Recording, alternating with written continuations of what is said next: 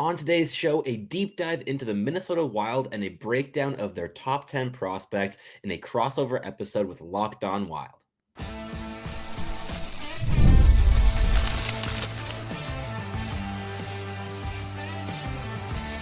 You are Locked On NHL Prospects, part of the Locked On Podcast Network.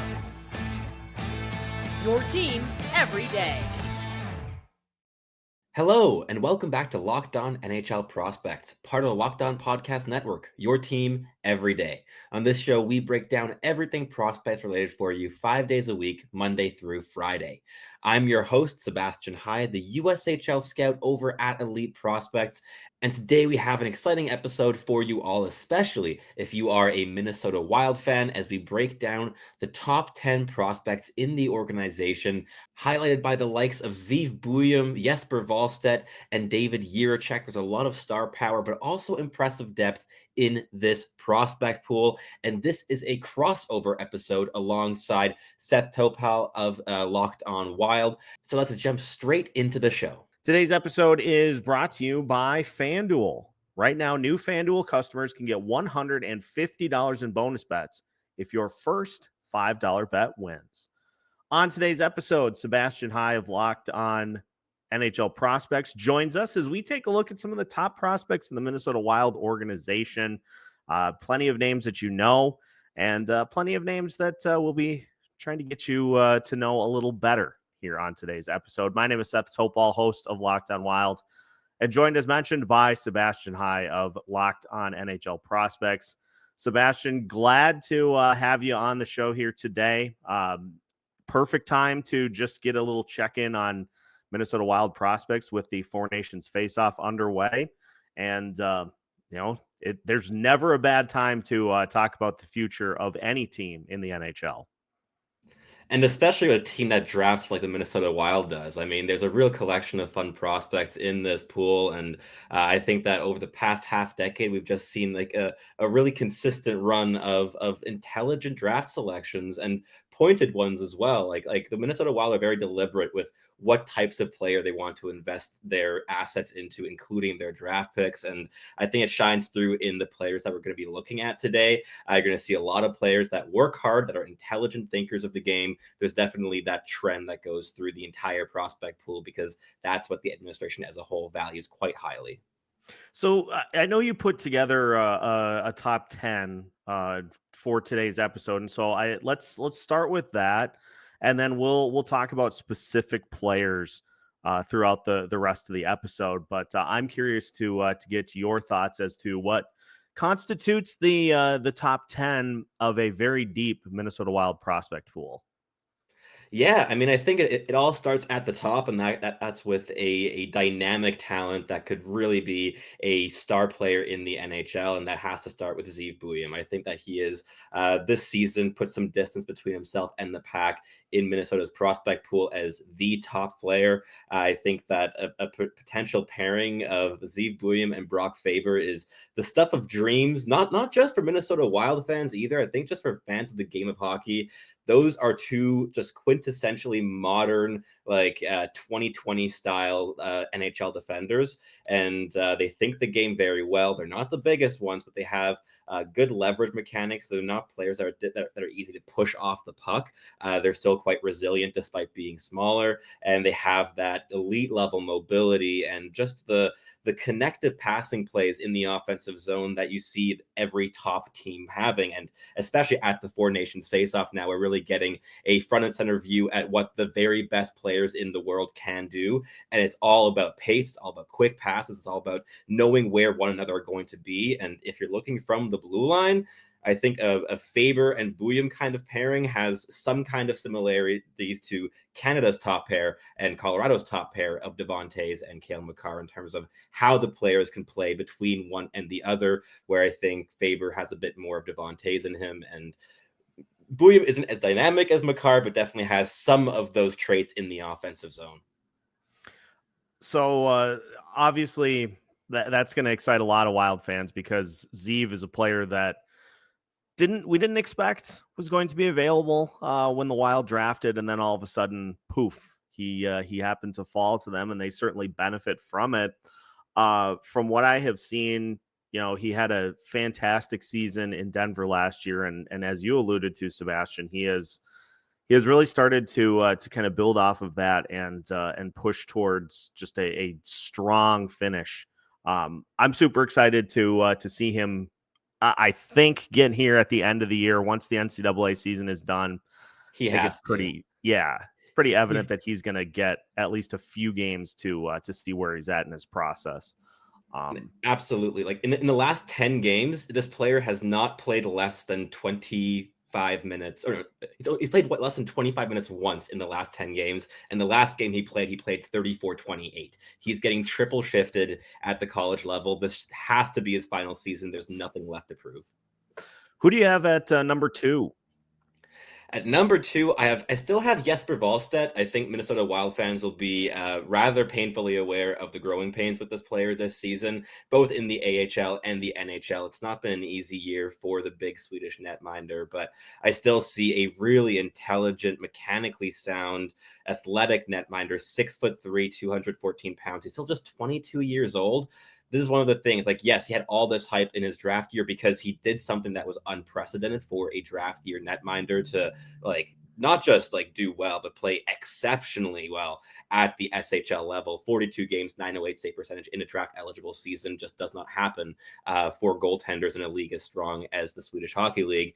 But the pains have been there in his development. But I think that you give him another year, 2 years, and you're really going to get a gem out of this player. Goalies take a while to refine, and 22 years is not anywhere near the age of where a goalie's expected to be at their prime or really pushing into an NHL lineup. But the expectations have understandably been altered for a player of the caliber of Jesper Wallstedt. But I think he still is due a bit of patience in his development, and he's still number 2 for me, but it's not as certain as his hold was in the top 2 earlier on the campaign. And I think even still in the summertime, he was at number 1 for me, ahead of Zeev Buium, but that has definitely changed now.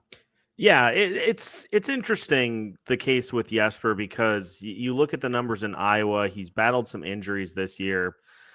The Iowa team that he's playing on isn't great, so that's certainly So young. Like the yeah. whole decor is all like U22 basically. So that certainly factors in, but I think people should take solace in the fact that he still is a big part of the process next year. He's going to be on a one-way contract, so he's going to be at the NHL level next year. And even though the results at this point, the numbers don't look great, I kind of charted too that a lot of the goals that he's given up have come in a few starts. So you take away 3-4 kind of lackluster starts, and the numbers don't look too bad. That's just part of the process that young goalies go through. It really is. And I mean, also like the 2 NHL starts he had were against Vegas and Winnipeg. Like he was kind of set up to not look ideal in his 2 NHL games so far this season. I think that if you're playing against basically any other team in the league, he would have looked more okay at the very least. But yeah, it's going to take a bit more time. But I think next season, he's really going to have an opportunity to also prep for an entire summer to be the backup. And I think that like stability in his role is also going to help him a lot in his progression. Yeah, 100%. Who's number 3?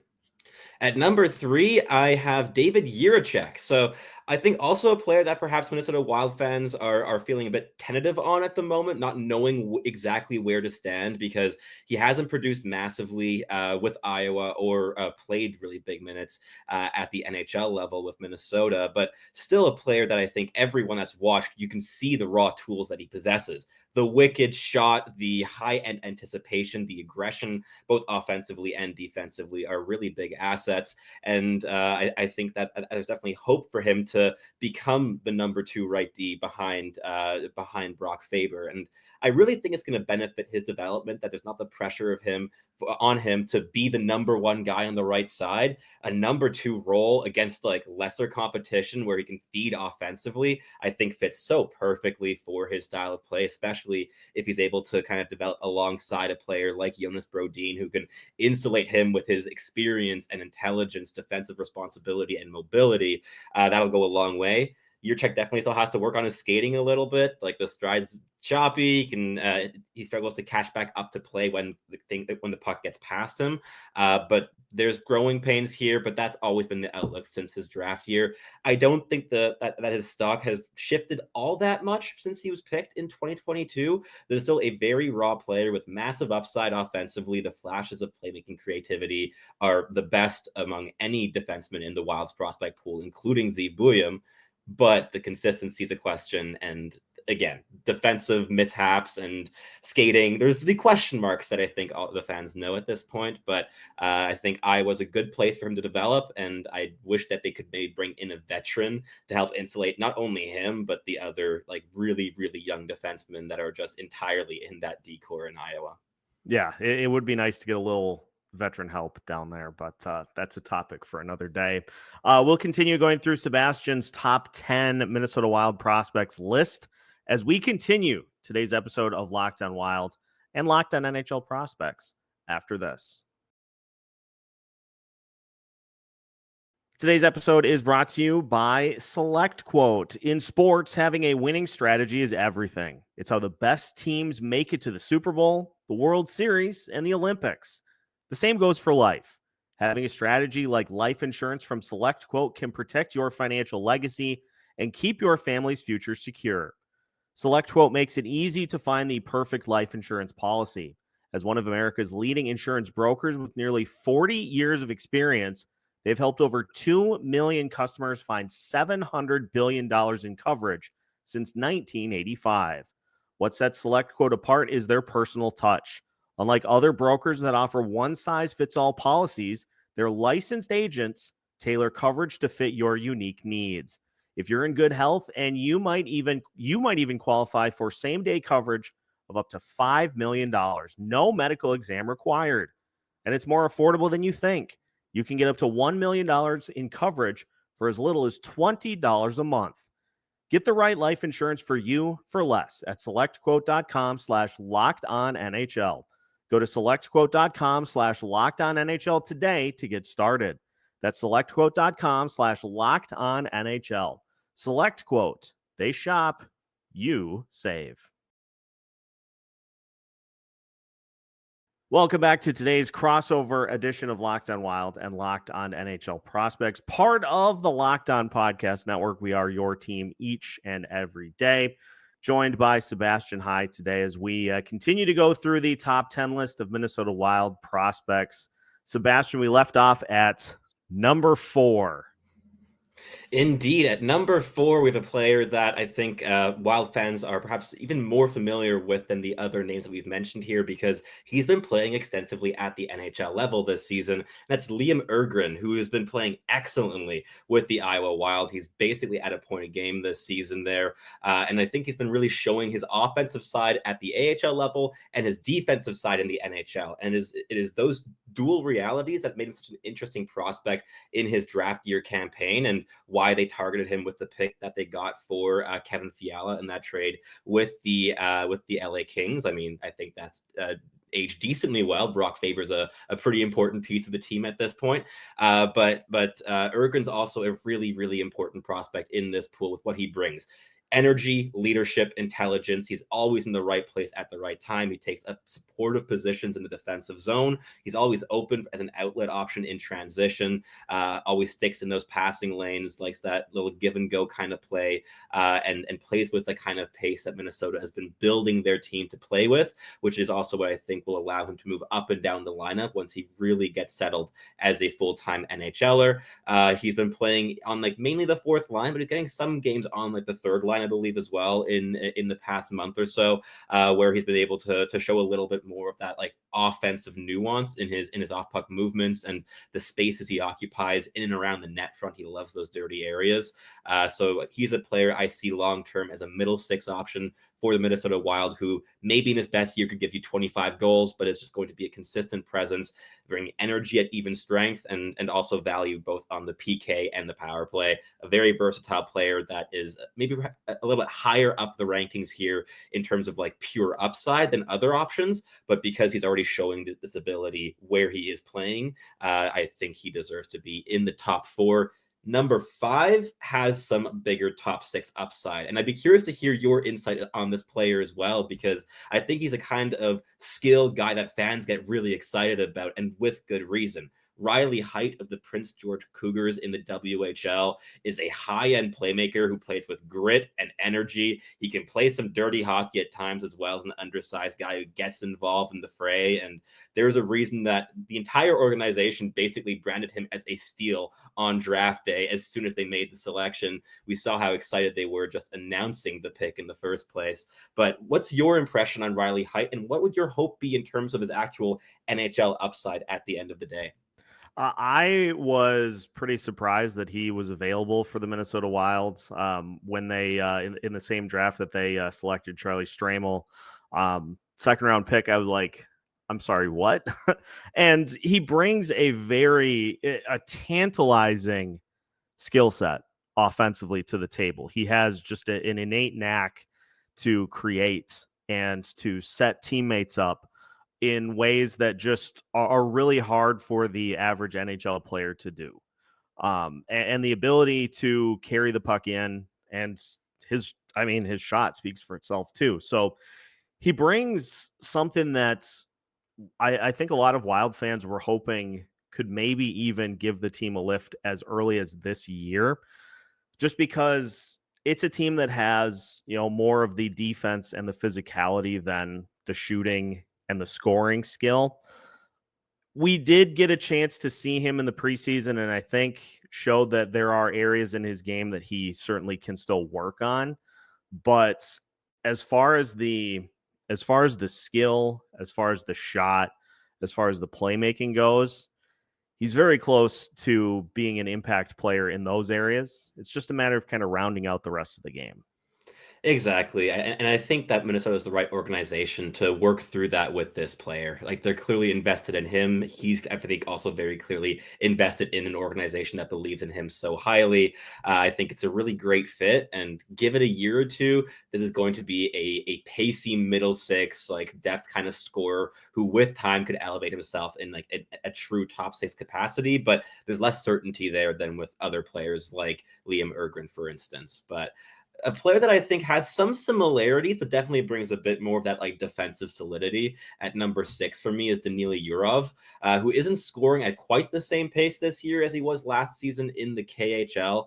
And he's been restricted a bit to middle 6 minutes at the KHL level, like playing like 14 to 16 a night, where last year I think he was playing more 17, 18, pushing 19 sometimes, really being trusted with the bigger minutes in Magnitogorsk. But still a player that brings a lot of playmaking, a lot of pace, a lot of motor, and he's a very intelligent defensive player that fits the philosophy of the Minnesota Wild really well. And I think with the collection of these young two-way players, he's another one that's kind of in that mix that could be a long-term Wild as well, and become a fan favorite with just his two-way solidity and flashes of brilliance on puck too. And I like, Sebastian, that the Wild have made these types of players kind of their prototypical offensive selection, because I think we see a really good example of what the organization did with Marco Rossi, where you have a player who has the good offensive instincts and the good offensive skills, but maybe just doesn't have the other parts of his game that he needs to be a successful NHLer. And they've shown that they can produce that. Like they can get Rossi to where he needs to be, to where now he's one of their, top 5 players on the team. So I think if you get players that have the instincts and the ability to create plays offensively, you can add the other pieces to their game to be able to help further their development and get them to where they can help out in a big way at the NHL level. Absolutely. And to add on to that, I also think that building a team with its identity is just quintessentially Minnesotan as well, in terms of just hardworking boys who are going to put in the shift every single night and can bring some offense and flashes, but where really what's valued the most is that consistency, that reliability. That is what Minnesota is building here, and they're doing it in a really modern way with analytics and all these different things. But at the core, it's still just to build that same kind of hockey identity that Minnesota's always been looking to build for their team. Yeah, fight and bite and some goals Absolutely. sprinkled in as well. Sebastian, let's get to number 7 on your list. Then we'll finish with 8 through 10 and the honorable mentions as well.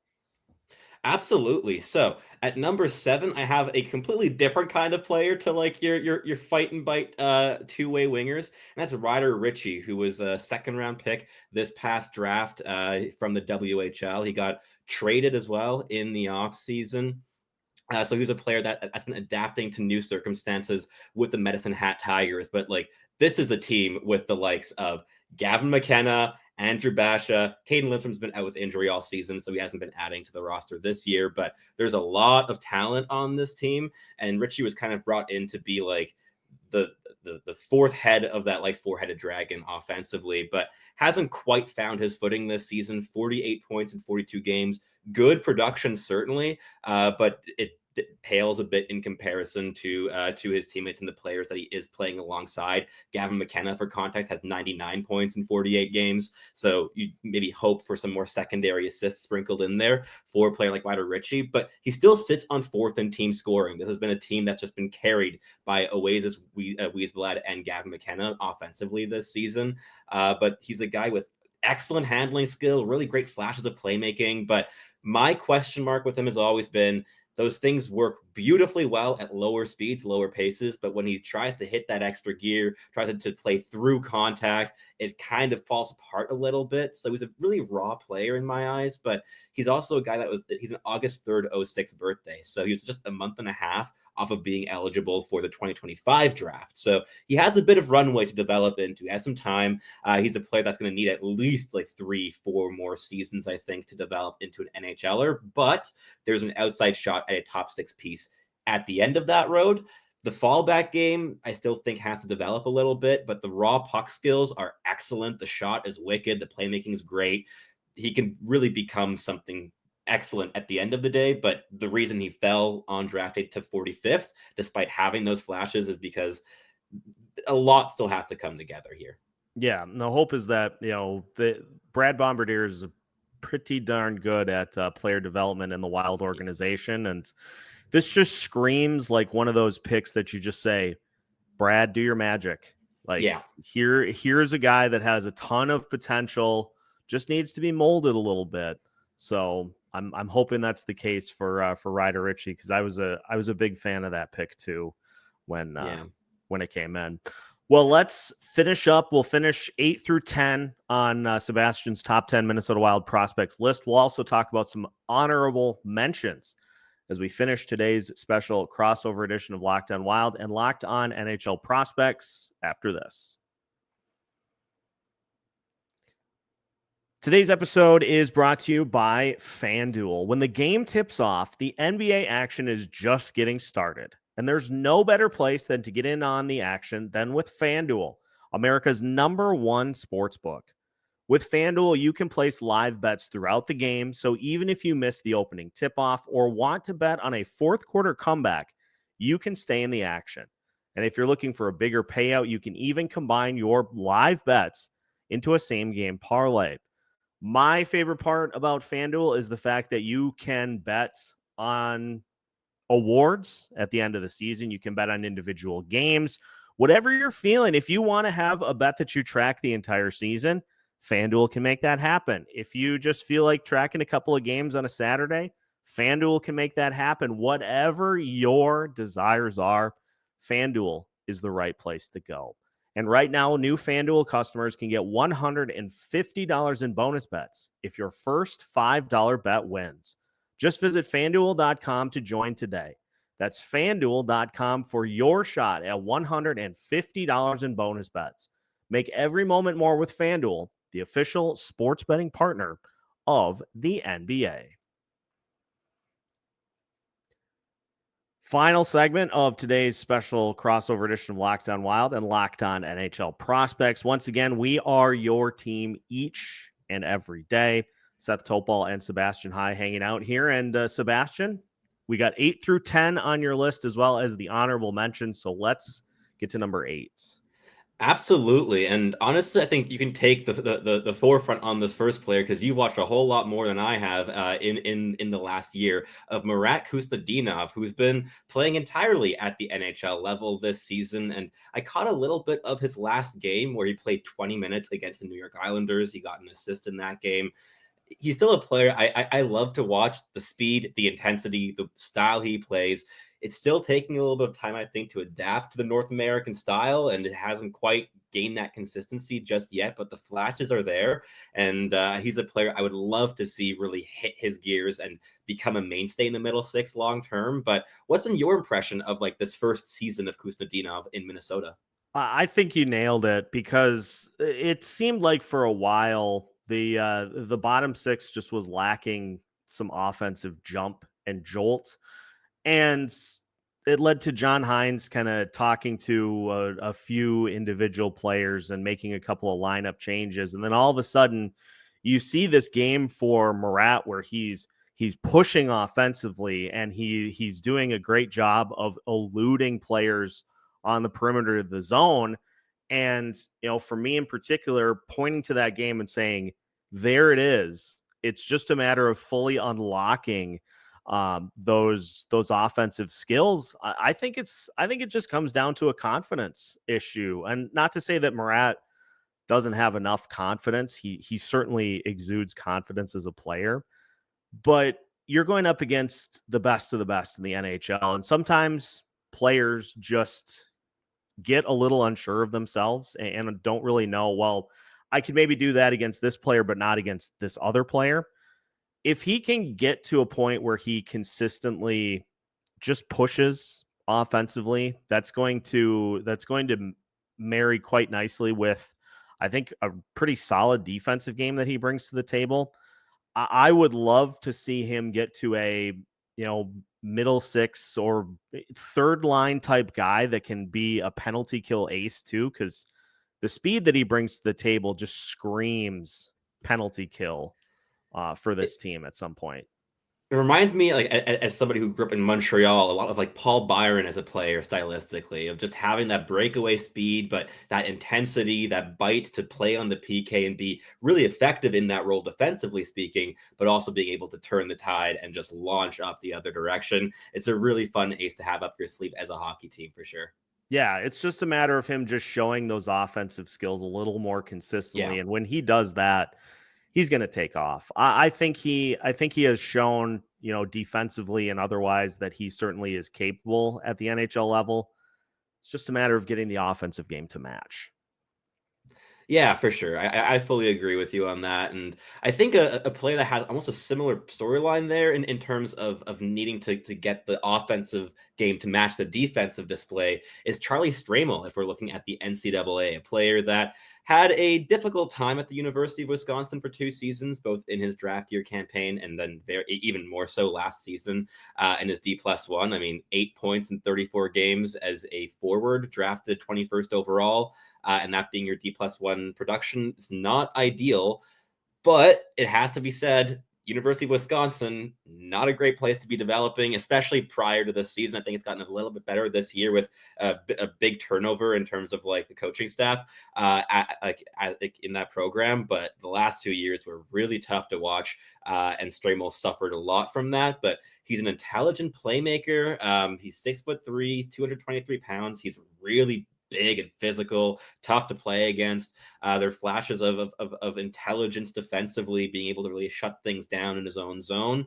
I don't think there's any top six NHL upside in this player to make things clear, even though he is now scoring at like 24 points in 30 games. That's closer to where you want him to be offensively at the NCAA level. But still, I think a player that can bring some depth playmaking, has the handling playmaking combination to maybe suit a bumper role on like a second power play long term. I think that's something that he could do quite well with his frame, with his puck skills.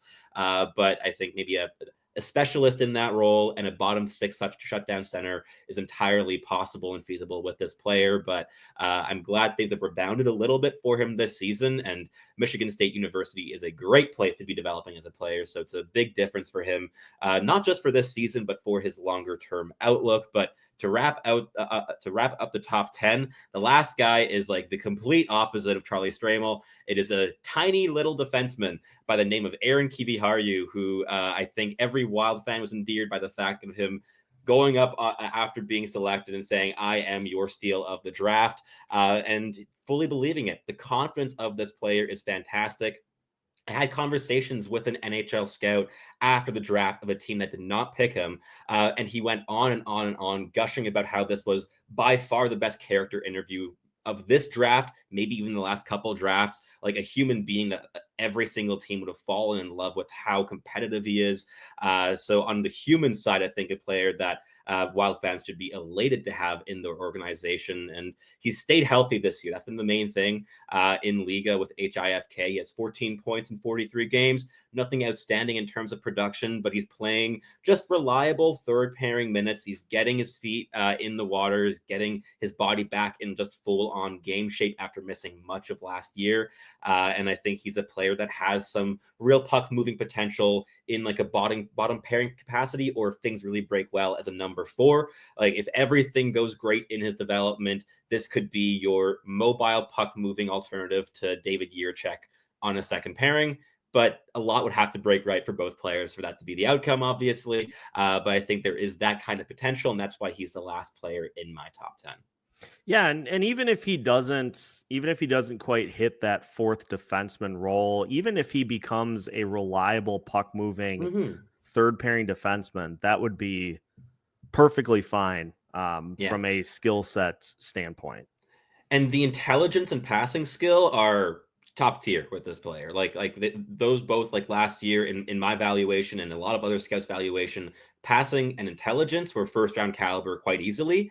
The question marks were all around that, like the physicality, being able to withstand pressure. Those are still the same questions that remain today. I mean, we see that a lot with undersized defensemen, but he's 5'10", 181, and he doesn't have that like really stocky lower body to kind of like plant himself on that other undersized guys do. He's not like a Jared Spurgeon in terms of build in that sense, but still a player I think if he hits would be a fan favorite kind of third pairing guy. Yeah, I'm really excited to see how he pans out, because it takes a lot of confidence to proclaim yourself the biggest steal of the draft, and he didn't even hesitate. He said that he just knew. Yeah, absolutely. And just like complete straight face. And it's because he fully believes it. He's a very confident individual. And I think that's something that Minnesota was really endeared by. And they went out and picked him, even though there were a lot of reasons not to. Still a player that every single person that, like, I was at the draft in Las Vegas, every person in the media section was like, wait, we're past the 100th pick and he's still on the board? He's still available? What? Another full round passes and he finally gets picked, and it's like, of course it's Minnesota. What a shock. We all were kind of like drawing sticks, and it was like 50-50. It's either Minnesota or Carolina. It's one of those two teams that are taking the swing, and in the end Minnesota did, and I think that he's an interesting player in this prospect pool. Yeah, most definitely. Let's just finish with your honorable mentions, Sebastian, before we wrap up. Absolutely. Just a little quick fire here of some players I think are notable that were contending for the last couple spots in this top 10. Hunter Heidt having a decent first AHL campaign, about half a point a game as he's transitioning from the OHL. David Spacek, Caden Bankier, Carson Lambos, Mikey Milne, Jack Peart. These are all guys in the AHL. These are all U22 guys in the AHL. It's an extremely young team. So again, as context for Jesper Wallstedt's struggles at the AHL level, got to think about the fact that like 5 of your 6 defensemen can barely legally drink in the U.S. just at this point. So it's going to take some time for things to come together, but a lot of interesting pieces there on the blue line. And one more forward who's not in the AHL yet, I don't think is Rasmus Kumpalainen. He's another interesting player as well. So a lot of like kind of depth guys that could be third pairing, fourth line, maybe third line guys if they hit. But players that I think also play the game the right way. Mikey Milno, I'll give a special shout out to, because that guy works his butt off. He got his one NHL game this season as a reward for it, and I'm very glad of that, because I've been watching him since his Winnipeg Ice days in the WHL, playing with Matthew Savoy and Connor Geekie. He was the most fun to watch of that batch. They were all outshone by Zach Benson, obviously, but no one comes close to Zach Benson in my eyes. Yeah, he is one in a million for sure. But thanks for putting the list together, Sebastian. I really appreciate it.